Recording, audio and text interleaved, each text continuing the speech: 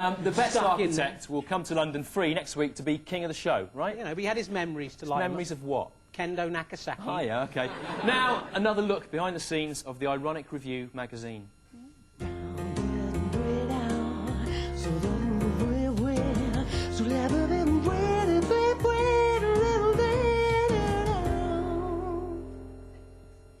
The Ironic Review is a hotbed of outrageous opinions. So, I shall be proposing the idea that the rape of animals is a good thing and should be made compulsory.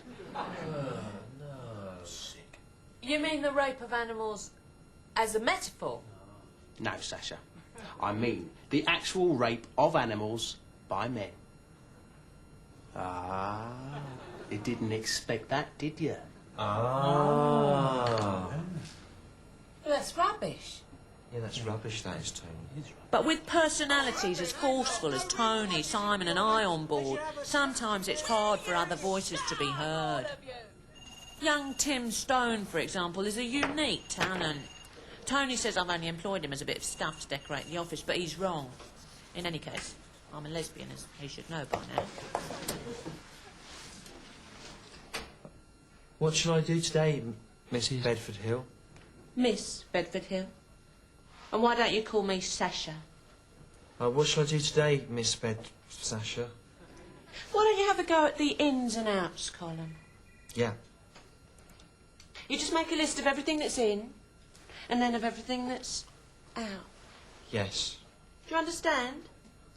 Yeah. In and out of what? In and out of fashion. Of fashion. In and out of fashion. Yeah. Be all right with that? Oh, yes. In his Voice from the Gutter page, Gary Putner gives us a unique glimpse into working class life. You didn't expect that, did you? In our magazine. What have you got for us this week, Gary? Fuck all. What, can you have something for me by 4 o'clock? You're having a laugh, ain't you? Mind you, it's not bad. 80k a year, eating out in restaurants every night, drinking champagne, gram of coke a day, and still enough change for all the cockles and whelks I can eat. What part of the East End are you from? Oh, you know, up the old East bit, where the Craig lived.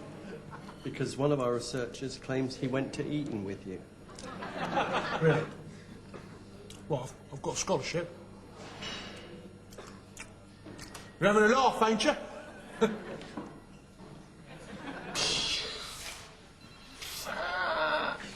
How's the in-out column coming to? It's good. It's fine.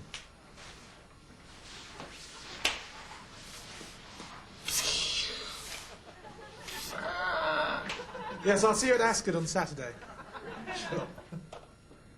You're having a laugh, ain't you?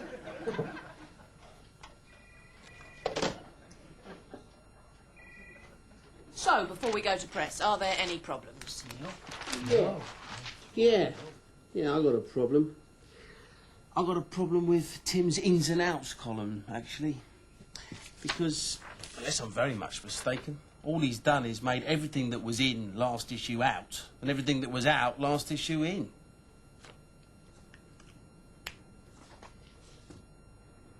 Tim,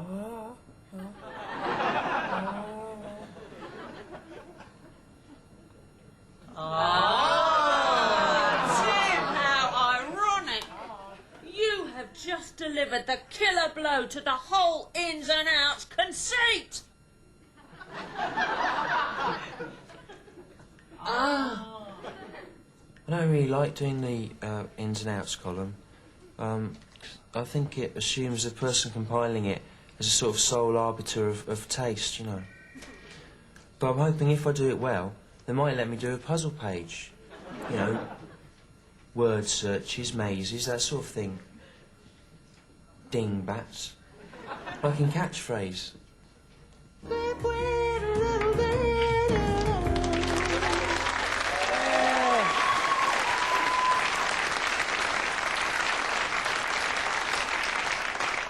Tim, dressed up. I know. It was him in a wig. I know, yeah. I know that. It's only obviously. pretend. We were joined here by our oldest viewer, the King this week, King Chris. 54. 54 years old. 54, anyway. Yeah.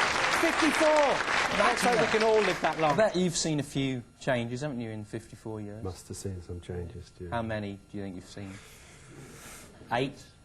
More or less. More than 8. More than 8 changes, you see. 20? What?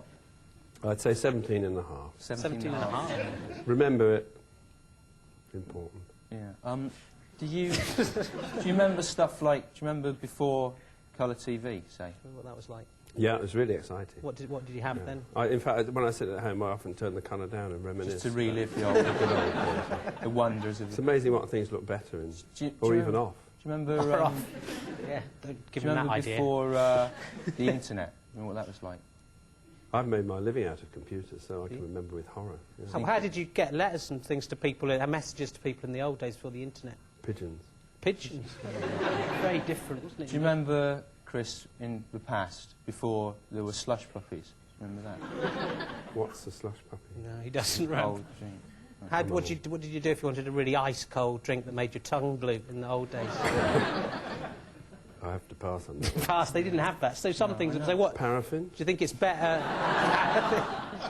Do you think it's better? It's a real bloke, this.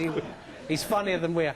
Do you have something I have to ask you, you know, if you live for 54 years, do you have a recipe for long life? Is there something you do every day of your life? Because there's something I do every day of my life. Anthony Hopkins does it as well, but is there something you do? I don't think so. Just get over the, oh God, why have I got to get up this morning feeling, and keep on doing that. Well, there's a message, a very profound message. Profound message for the future. Do you remember 1974? Yeah, fairly recent, that. Did you achieve anything in 1974? Not that I can recall. Well, here's someone who did. Good link. Thanks. Good link. Men of Achievement 1974. This week's Man of Achievement 1974 is Paul Eugene Barry. In 1953, he became the cost accountant for the Buick Motor Division in Michigan and has a letter of commendation for bravery in action during World War II. Men of Achievement 1974.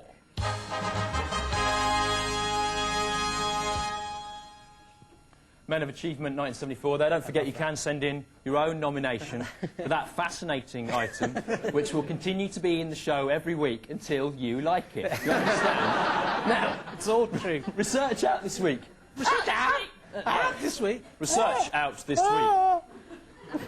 I can't speak. The top satirist there, Richard Herring. I'm Stuart Lee. Thank you. Research out this week. The research does exist, and it shows that in Britain last year, people had sex an average of 113 times, right? 113? Oh, no, it's not very many, is it? No, it's hardly out. It's rubbish. The French actually came top with over 140 acts of sex each. The French? Yeah. I hate the French, All right, Stu. okay. Of course they're going to have more sex in France, aren't they, Stu?